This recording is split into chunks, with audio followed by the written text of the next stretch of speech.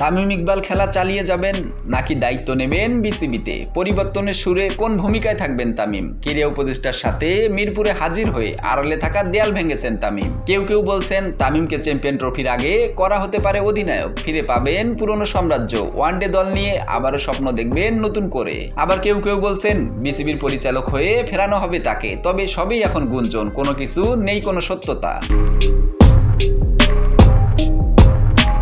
এরই মাঝে তামিমের আপন চাচা, সাবেক অধিনায়ক এবং বিসিবি পরিচালক আকরাম খানের কাছেই জানতে চাওয়া হয় তামিমের ভবিষ্যৎ নিয়ে। তিনি বললেন, তামিম যদি ভালো ক্রিকেট খেলতে পারে তাহলে তার খেলা চালিয়ে যাওয়ায় আছে আমাদের সায়, তবে বোর্ডে যদি আসতে চায় তাতেও আমাদের কোনো আপত্তি নেই। তিনি গণমাধ্যমকে আরও বলেন, এখনো তো সে খেলছে, এখনো তো আমি চাই সে ক্রিকেটেই খেলুক, কিন্তু আমি ওর ব্যাপারে সঠিকভাবে কিছুই বলতে পারছি না। এটা অবশ্যই ওর ডিসিশন, ও চাইলেই বোর্ডে আসতে পারবে। তামিম চাইলেই ক্রিকেট খেলতে পারবে, আবার তামিম চাইলেই বোর্ড পরিচালক হিসেবে দায়িত্ব নিতে পারবে। আমরা সবসময় ওর পক্ষে আছি।